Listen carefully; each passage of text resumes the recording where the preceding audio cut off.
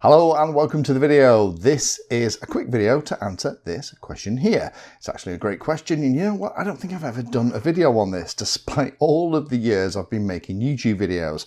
Specifically, it's about these things here: servo checkers or servo testers. Call it whatever you want, really. Now, when you've been in the hobby a while, you will end up with lots of different types of these. And I thought it'd be useful to go through it because I sometimes show these being used. They're incredibly handy if you are going to be getting into radio control and you are going to be playing with servos, things that are going to physically move in answer to a radio control signal. Having these things are worth their weight in gold. Now, quick one before we get into how you use these. A couple of different types available. There are these super simple ones which are like this. These tend to have a display. I would always recommend get a servo tester or checker that has some kind of display. This is going to tell you what the PWM value, the pulse width modulated value, is that's been sent to the servo that you're testing. Being able to read this off is incredibly handy. So you have these kind of cheap and cheerful ones, and you always end up with more than one because you want to keep one in a bag and you have one in other places.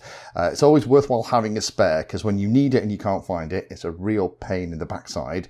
The only challenge with these particular ones is that they need to have a 5-volt supply. So you'll find that they've got some kind of 5-volt battery eliminator circuit connected that you can plug into that's going to provide the power. So if I just grab one of my bench batteries here and plug it in, you can see here on the screen, a little bit tricky because the camera's doing that weird thing, but as I move the control, the value that it's sending to the servo is going to change.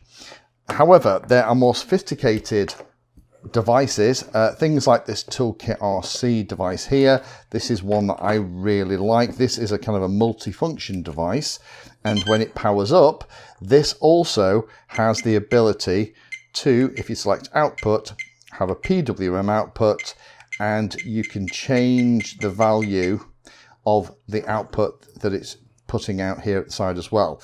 This is still really useful. And on a multifunction device like this, I always have this one by the side of my bench. This gets used all the time because it has lots of different functionality. However, the ones that you'll see me using all the time in videos are going to look like this. So there are 3 things and 3 ways that I use these kind of servo checkers for.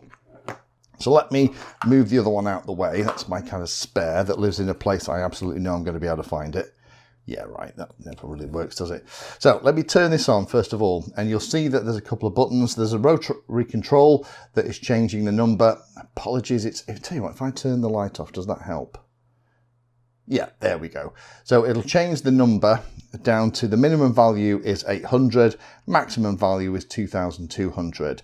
That is more than the range that most servos are going to set. You also have a couple of buttons here at the bottom. If I press the button on the side, it's going to cycle through the modes. That one sets it to 1500. That is the middle channel value for a servo like this. If I press it again, it'll rapidly go between the 2 values, 800 and 2200. The third way of doing it allows you precise control yourself using the control, and you can read off the actual value. So let me just put the light on again, and apologies it's going to start flickering, but I just want you to be able to see what I'm doing. Here at the end of something like this, we have the 5-volt input coming in, and then we have the ability to plug in another 3 or 4 servos, and always be aware of which way round the negative pin is going to be. So if I plug the servo in, like that, there we go. Now, as I move the control here on the servo checker, you're going to see that it's going to directly not only power the servo from the 5 volts coming from the battery via the battery eliminator circuit, and again, more sophisticated ones have that in, so you can just plug it into a battery, but you can see exactly how it's going to move. Now, this is the first function that's really handy for. You can just check the servo is working, and you can exercise a servo by putting it on that setting where it sweeps from 800 to 2200 quickly. So this is what I would use to test a servo is okay. I'm listening to any weird noises from it. If I just hold this up to the mic, you'll hear the normal noise that it'll make. There aren't any clicks or anything else. The other way that I tend to do it is I will kind of just try and stop it with my finger to make sure that none of the gears are stripped or slipping. And that seems absolutely fine. That's a great thing to do before you install a servo into a car, a wing, a boat, whatever it is that you're building, to make sure that you don't put it all together and find that the servo is absolutely banjaxed. Cheap and cheerful servos from places like eBay, you know, I get failure rates of up to 50%. If you're buying high-tech or Emacs or those kind of things, most of the time they're going to work straight out the box, but it's absolutely worthwhile in my experience testing them before you go. Next function that it has, if I press it and put it so the value is 1500, let me turn the light off again so you can read that. There we go. Value is exactly 1500. That has centered the servo. That is the middle of the travel. I want to usually put a servo horn on it at 90 degrees in the way that you've seen me do it in lots of different places.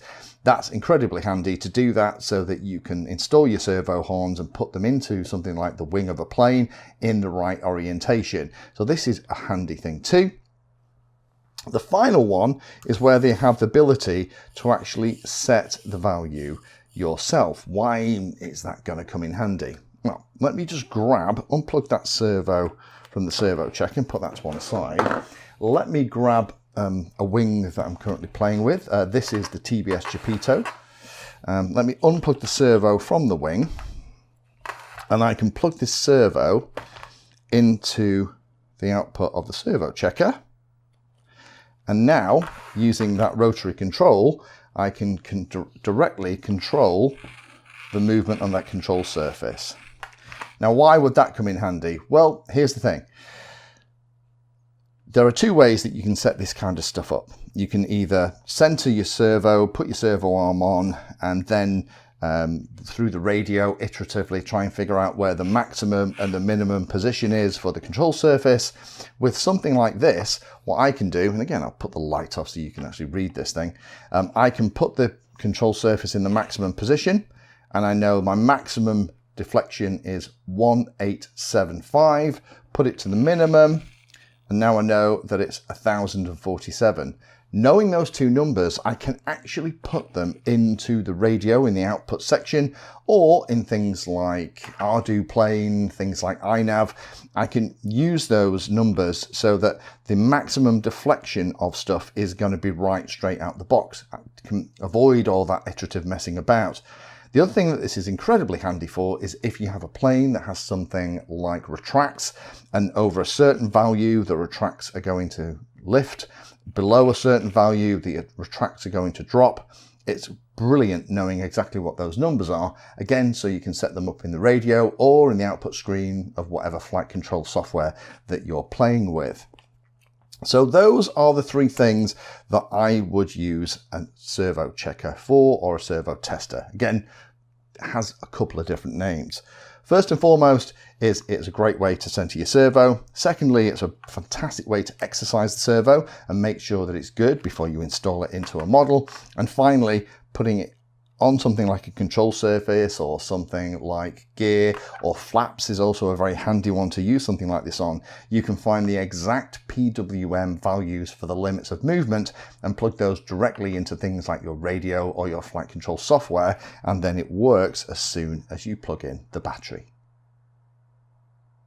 Thank you for watching my video. Check out the playlist, and adding Painless 360 to your search terms will help you find my content. If you haven't done so already, please hit the like and subscribe button. It helps a lot. You can support the time I spend here answering questions and helping others by using the links in the video description.